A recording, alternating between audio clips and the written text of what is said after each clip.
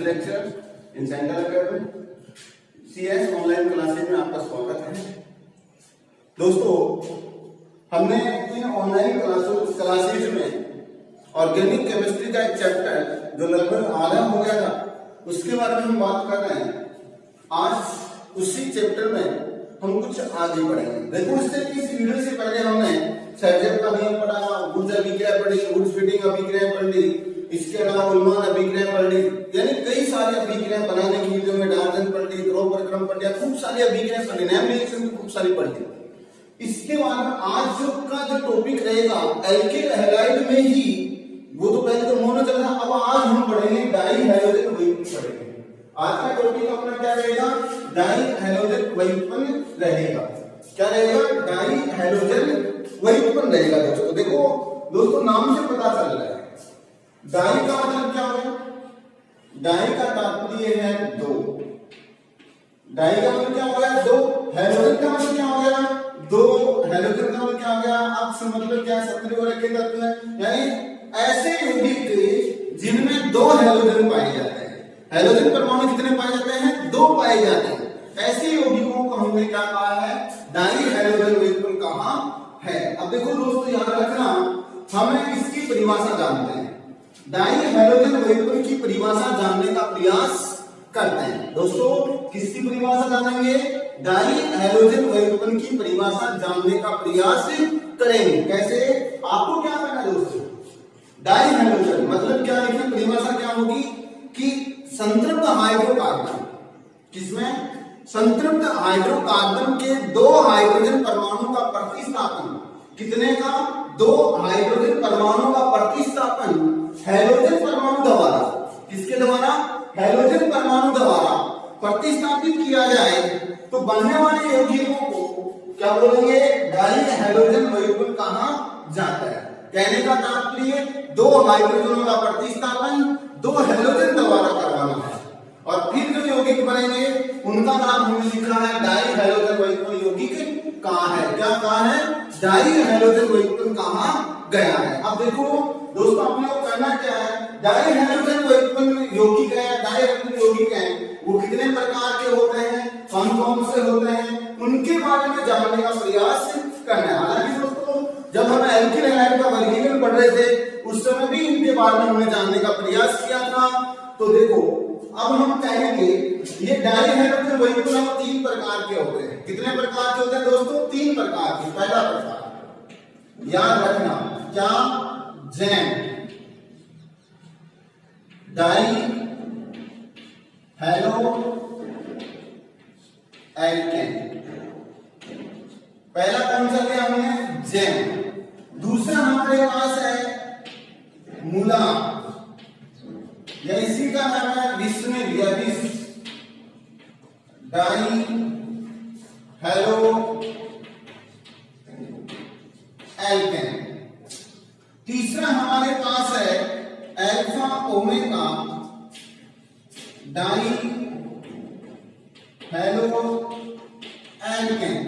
दोस्तों, ये तीन प्रकार के हैं।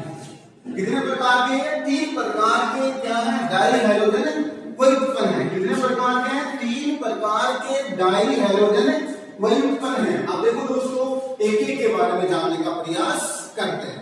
अब पहला हमारे पास है जैम। पहले हम पढ़ेंगे कौन सा? जैम प्रकार का पढ़ेंगे। तो दोस्तों, जैम कौन से होते हैं वो जानना है। जैम का तात्पर्य दोस्तों याद रखना कि ऐसे डाई हैलोजन व्युत्पन्न, क्या? ऐसे डाई हैलोजन व्युत्पन्न। जैम का मतलब क्या लिखोगे? ऐसे डाई हैलोजन व्युत्पन्न जिसमें दोनों हैलोजन परमाणु एक ही कार्बन से जुड़े होते हैं। दोनों हैलोजन परमाणु एक ही कार्बन से जुड़े होते हैं, उसे क्या बोलते हैं? Gem dihalo alkane. कैसे दोस्तों याद रखना? हम जैसे लिखें CH3 और यहां मैंने लिखा CH3, ये क्या है? एथेन है। क्या है ये? एथेन। अब इस एथेन के दो हैलोजन द्वारा प्रतिस्थापित करवाएंगे तो हमारे पास में दोनों हैलोजन एक ही कार्बन से जुड़ जाएंगे। जैसे हमने ये लिख दिया, दोनों हैलोजन एक ही कार्बन से जुड़ जाएंगे। अब दोनों है जैम डाई हेलो एल्केन। इसी प्रकार से इसका दूसरा उदाहरण हम लेंगे तो हम लिखेंगे CH3। यहां भी कोई भी हाइड्रोजन ले लो, ये भी क्या है, एक ही कार्बन से है। ये भी क्या है, एक ही कार्बन से दोनों हाइड्रोजन जुड़े हुए हैं। अब दोस्तों याद रखना, अब इनको अगर नाम लिखा जाए, नाम लिखेंगे इसका तो कैसे लिखे, देखो इनका नाम लिखते समय, इनका नाम लिखते समय अपने को क्या करना है, एल्किल समूह का नाम लिखना है। क्या लिखना है, एल्किल समूह का नाम लिखकर नाम के अंत में ईडीन अनुलग्न का प्रयोग करेंगे। नाम के अंत में किसका प्रयोग करेंगे, ईडीन का प्रयोग करेंगे। किसके लिए, जैम प्रकार के जो डाई हाइड्रोजन युग्मन है उनका नाम लिखते समय पहले एल्किल समूह का नाम लिखेंगे, फिर उसके आगे क्या लगाएंगे, अनुलग्न ईडीन का प्रयोग करेंगे। जैसे हमारे पास यहाँ कितने कार्बन है दोस्तों, 2 कार्बन है, ना कि 4। ऐसा नहीं ये भी कार्बन ये भी कार्बन नहीं, ये क्लोराइड है दोनों, ठीक है। अब 2 कार्बन 2 के लिए एल्किल समूह क्या नाम होता है, हम लिखेंगे एथिल। क्या हो गया, एथिल प्लस ईडीन। अब इन दोनों को जोड़ो तो क्या आएगा, एथिलीडीन। क्या नाम हो गया, एथिलीडीन हो गया। अब इसके आगे क्या है, क्लोराइड है, तो हम क्या लिखेंगे, क्लोराइड। क्लोराइड इसका नाम क्या हो गया, एथिलीडीन क्लोराइड। क्या नाम हो गया, एथिलीडीन क्लोराइड। जैसे इसी प्रकार से एक एग्जांपल को ले हम लिखें CH3 CH2 CH2 CH, यहाँ C है और यहाँ भी C है, या मैं यहाँ CH लिखूं, चेंज कर देते हैं Br और Br। अब अपने को नाम लिखना है, इसका नाम लिखने के लिए अपने क्या करना है, पहले कार्बन गिन लो, 1 2 3 और 4। 4 के लिए क्या आएगा, ब्यूटिल। क्या आएगा, ब्यूटिल आएगा। एल्किल समूह के रूप में, एल्किल के रूप में, एल्किल समूह के रूप में लिखना है। ब्यूटिल के आगे क्या लिखना है, आपको ईडीन लगाना है। क्या नाम रहेगा, ब्यूटिलिडीन। फिर क्या है, Br हम लिखेंगे ब्रोमाइड। क्या लिखेंगे, ब्रोमाइड। इसका नाम क्या हो गया, ब्यूटिलिडीन ब्रोमाइड। दोस्तों समझ में आया, आपके दो बातें दोनों समझ में आए। इसी प्रकार से देखो, अब अपने पास इसकी बात करें, इसमें क्या है, एक ही कार्बन से, लेकिन कार्बन कैसा है, सेकेंडरी है। द्वितीय कार्बन का हम क्या लिखेंगे, पहले देखो 3 कार्बन का क्या लिखोगे, प्रोपीन, प्रोपीलिडीन लिख देते हैं। इन लगा दिया तो क्या हो गया, प्रोपीलिडीन। अब देखो इसके लिए क्या आएगा, एक शब्द आएगा आगे आइसो, क्योंकि मध्य में दोनों, तो क्या आएगा, आइसोप्रोपिलिडीन क्लोराइड। क्या नाम रहेगा, आइसोप्रोपिलिडीन क्लोराइड। इसका नाम क्या रहेगा, क्लोराइड।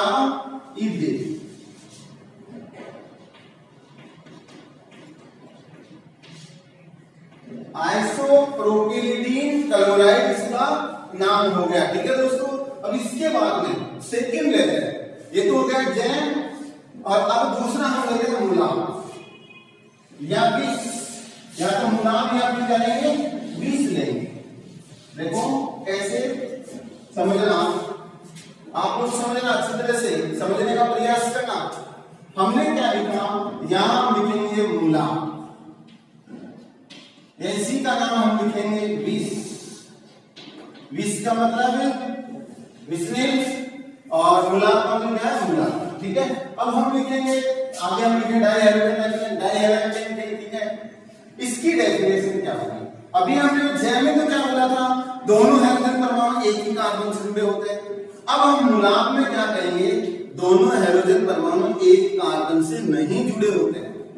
दोनों हाइड्रोजन परमाणु एक कार्बन से नहीं जुड़े होते, तो फिर किससे जुड़े होते हैं, अलग अलग कार्बन से जुड़े होते हैं। किससे, अलग अलग कार्बन से जुड़े होते हैं, लेकिन शर्त है दोनों कार्बन क्या होने चाहिए, पास वाले होने चाहिए, निकटवर्ती होने चाहिए। तो हम क्या लिखेंगे, जैसे मान लो हमने परिभाषा इसकी क्या हो जाएगी, वे डाई हेलो एल्केन, जिनमें दोनों हाइड्रोजन परमाणु निकटवर्ती अलग अलग कार्बन से जुड़े होते हैं उन्हें क्या बोलते हैं, मुलाक या विष डाइहेलो एल्केन कहा जाता है। अब देखो याद रखना कैसे, आप लिखोगे CH3 CH, यहां आप लिखा CH और CH2 और यहां लिखा Cl। अब दोस्तों याद रखना इसमें दोनों हाइड्रोजन परमाणु क्या एक ही कार्बन से, अपना पहला क्वेश्चन ये है क्या दोनों हाइड्रोजन परमाणु एक ही कार्बन से हैं, तो अपना उत्तर आएगा नहीं, दोनों हाइड्रोजन परमाणु एक कार्बन से नहीं है, तो फिर किससे है, हम कहेंगे अलग अलग कार्बन से जुड़े हैं, अलग अलग कार्बन से जुड़े हैं। अब अलग अलग कार्बन से जुड़े हुए दोनों कैसे हैं, निकटवर्ती है या नहीं है, अपना उत्तर आएगा है, इसलिए आप क्या बोलेंगे मूलाक। मूलाक की परिभाषा क्या हो जाएगी कि जब दोनों हाइड्रोजन परमाणु निकटवर्ती कार्बन परमाणु से जुड़े होते हैं तो क्या होता है, मूलाक प्रकार के डाइहेलो एल्केन बनते हैं। अब देखो इसी का बात करते हैं, इसका नाम कैसे लिखें, नाम लिखते समय अपने को याद रखना, वहां तो कहता है एल्किल समूह के क्या लिखा था हमने, ईडीन लगाया, आप यहाँ पे ई ने लगाना है, एल्किल समूह के क्या लगाना है, ईन। जैसे इसकी बात करें 1 2 3 क्या हो गया, प्रोटीन, इसके प्लस क्या लगाओगे, ईन लगाओ, क्या हो जाएगा, प्रोपीलीन, और फिर क्या आएगा, क्लोराइड, क्या नाम हो गया, प्रोपिलीन क्लोराइड। इसी प्रकार से हम लिखे CH2 Cl CH2 Cl। अब देखो इसमें दोनों निकटवर्ती कार्बन है, इसलिए आप क्या रखेंगे, इसका नाम एथिलीन क्लोराइड। ये कैसा हो गया, किस प्रकार का मूलाक, या फिर अपने क्या बोलेंगे, विष बोलेंगे, ठीक है। अब एक अपने पास और आता है, वो है अल्फा ओमेगा डाइहेलो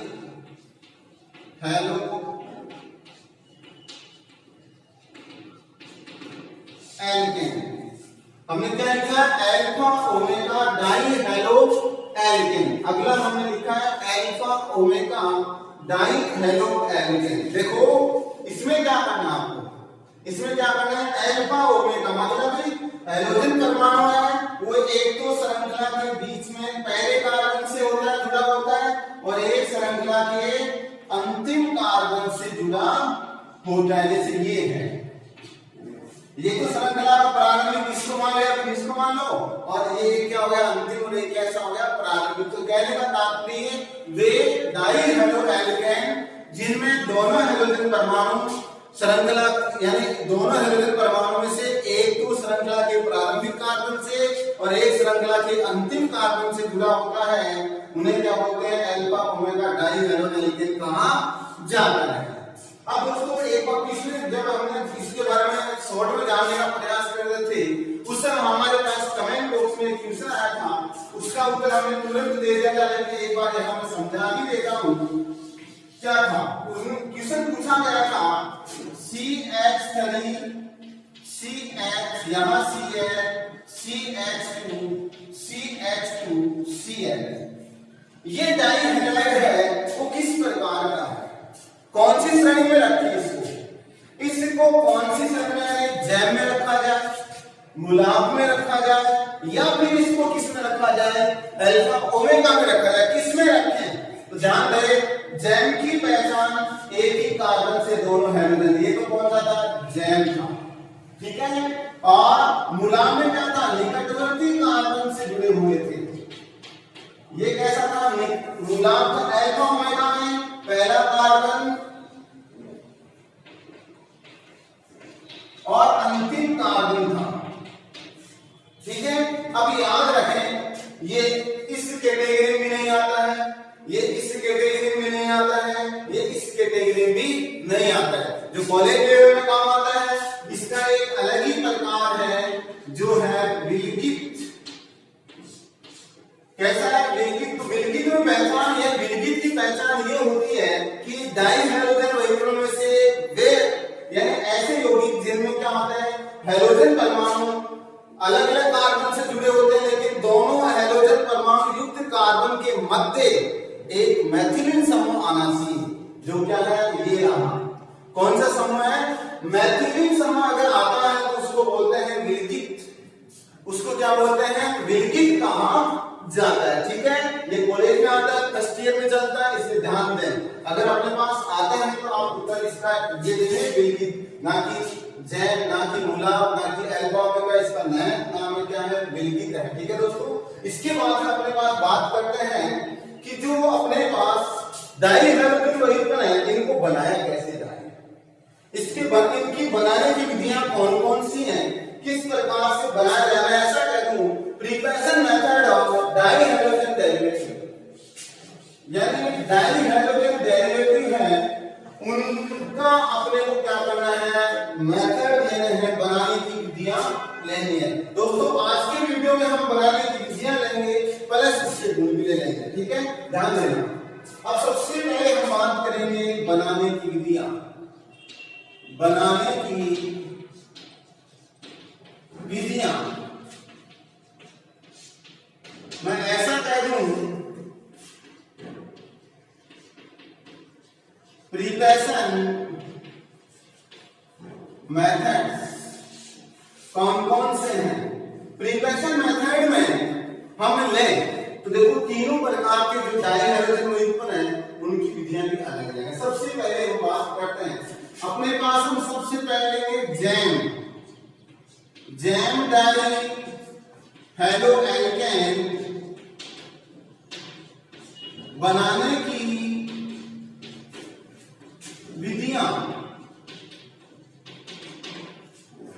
कौन सा बना रहे हैं, सबसे पहले जैम बना रहे हैं, जैम डाइहैलो एल्केन बनाने की विधियां। दोस्तों याद रखना, इसमें सबसे पहली विधि है वो है कार्बोनिल यौगिकों से, क्या नाम है, कार्बोनिल यौगिकों से। कौन सी है, कार्बोनिल यौगिक। ध्यान रहे, कार्बोनिल यौगिकों में एक तो आता है एल्डिहाइड, कीटोन, ऐसे यौगिक जिनमें कार्बोनिल समूह पाया जाता है। जैसे मैं यहां लिखूं CH3 C double bond OH, ये क्या है, एल्डिहाइड आ रहा है, CHO समूह है तो एल्डिहाइड होगा। इसी प्रकार से यहां लिखूं मैं CH3 C double bond OCH3, ये क्या हो गया, कीटोन। एक तो क्या हो गया दोस्तों एल्डिहाइड, और एक कौन सा हो गया, कीटोन। इन दोनों से अपने को क्या बनाना है, जैम प्रकार के डाइहैलो एल्केन यौगिक या डाइहैलोजन व्युत्पन्न बनाने से, जैम बनना से। तो इसकी क्रिया आपको करवानी है PCl5 के साथ। तो PCl5 की स्ट्रक्चर कैसी होती है दोस्तों, याद रखना, इसकी स्ट्रक्चर होती है त्रिकोणीय द्विपिरामिड।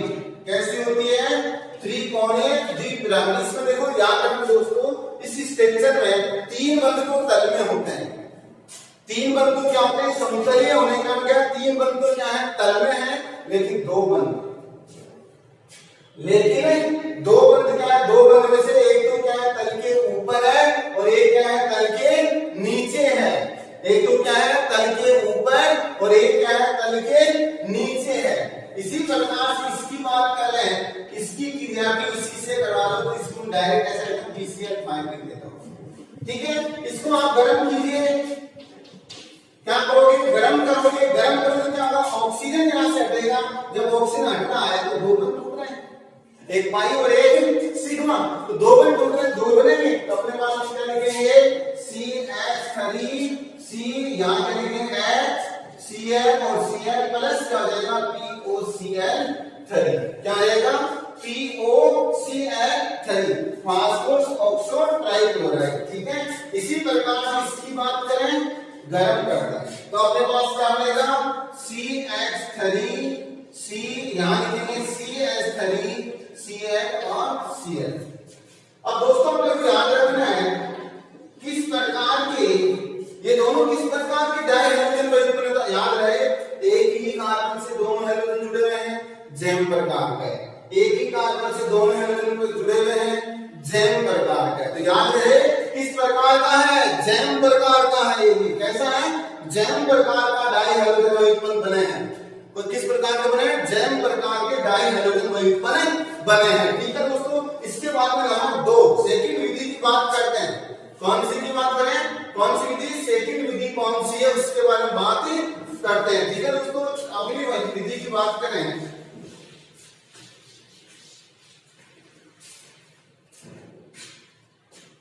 सेकंड नंबर यानी बी लगाकर लिखूं एल्काइन से,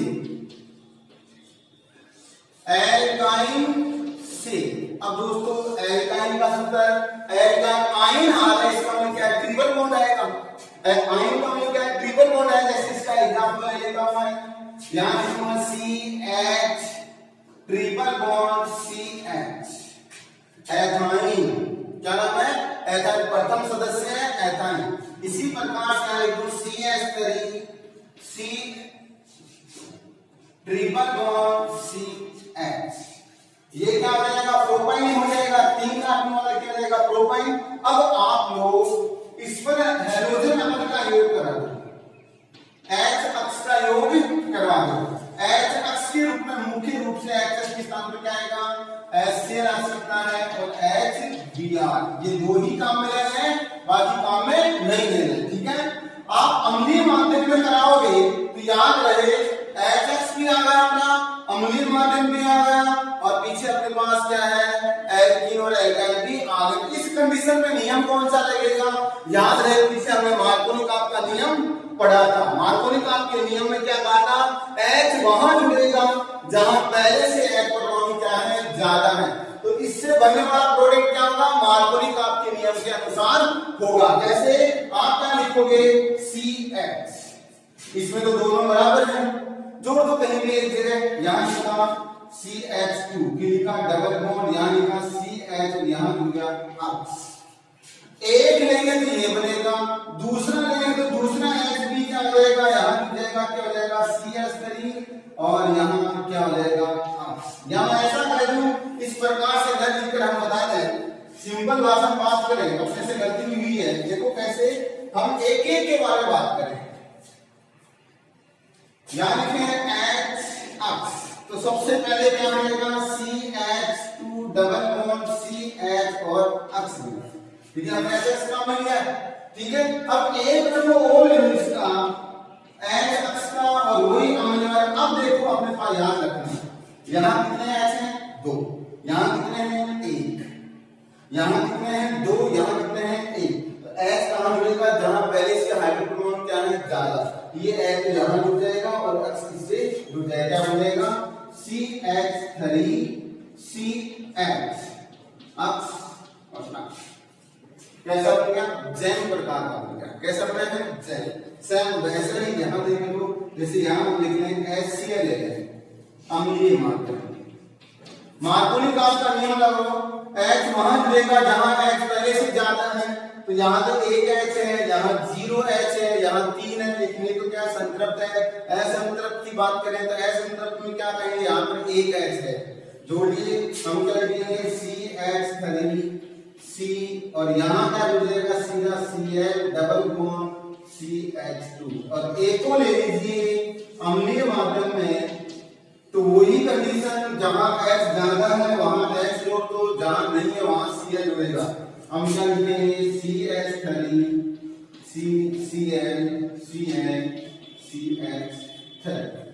ये भी कैसा बना, जैम प्रकार का बना है। ये भी कैसा बना दोस्तों, जैम प्रकार का बना है। कैसा बना है, जैम प्रकार का डाई हाइड्रोजन बना है। ठीक है, अब 2 नंबर की बात करते हैं। जैम के बाद दूसरी बात करते हैं मूला।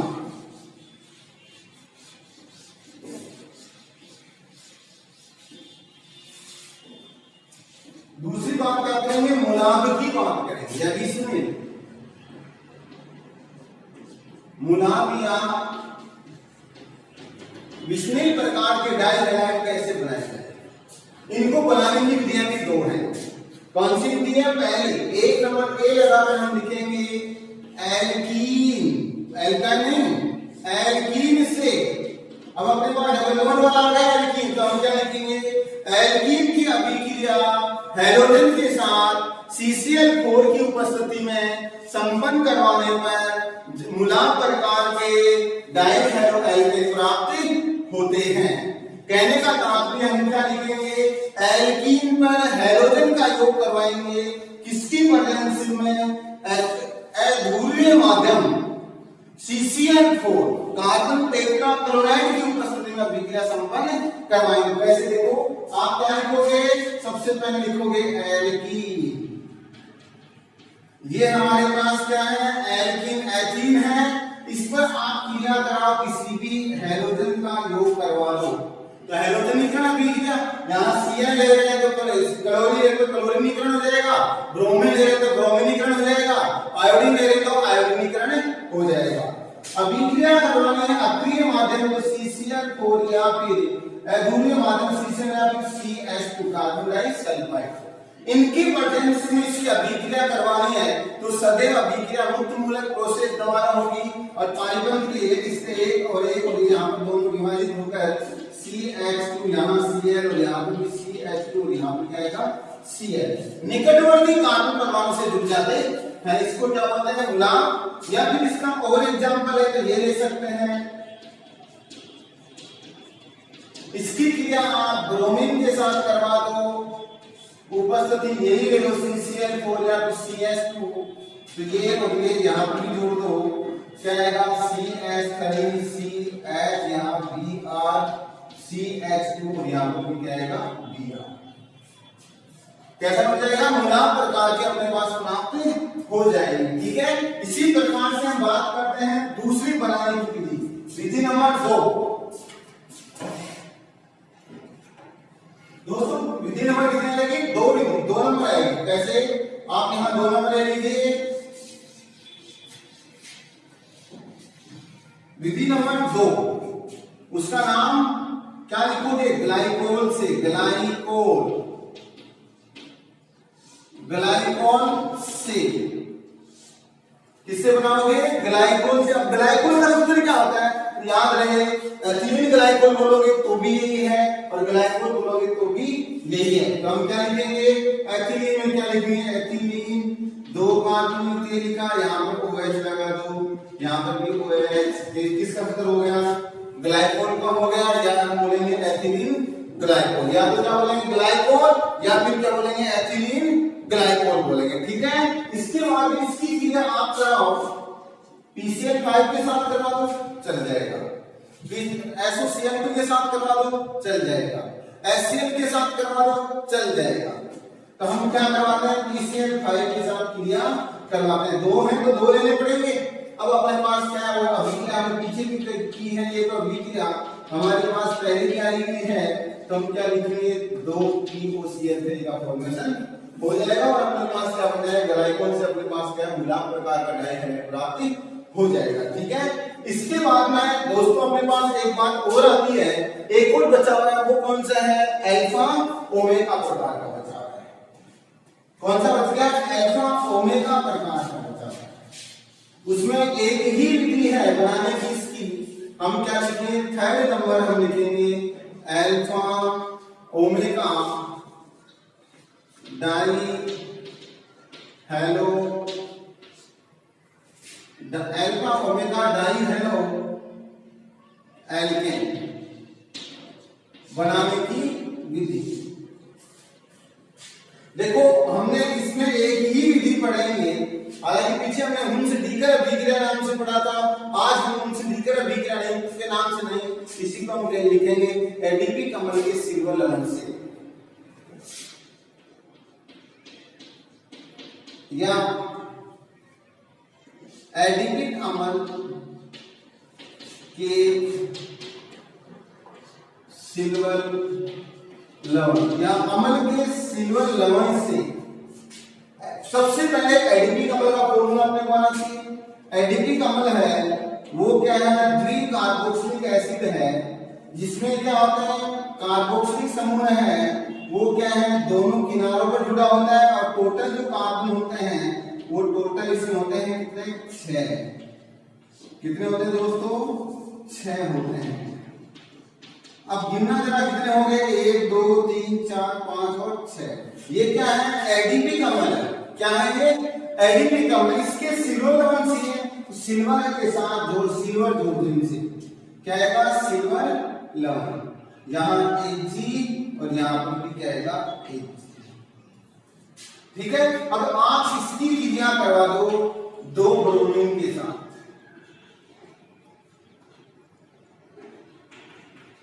इसके साथ 2 ब्रोमीन के साथ उपस्थिति क्या लिखेंगे, CS2 या फिर हम लिखेंगे CCl4।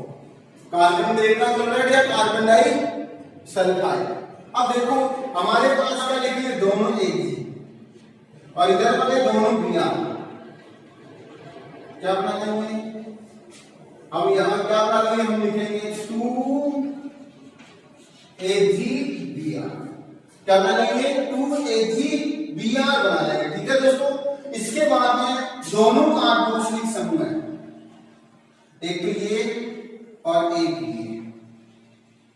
ये दोनों किसके रूप में, CO2 के रूप में। बी कार्बोक्सिलिक CO2 के रूप में बाहर निकल जाते हैं, CO2 के रूप में बाहर निकल गए, बी कार्बोक्सिलिक हो गया, बच गया वो 4 कार्बन। हम लिखेंगे CH2 CH2 CH2 CH2।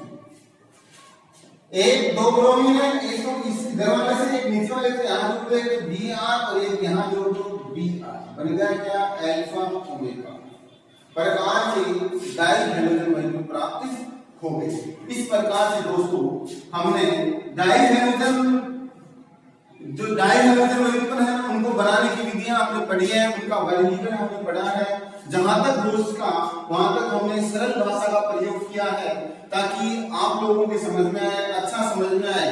और दोस्तों आप लोग इसको ध्यान से समझें, जो चीज कम समझ में आती है उसको कमेंट बॉक्स में जरूर बताएं।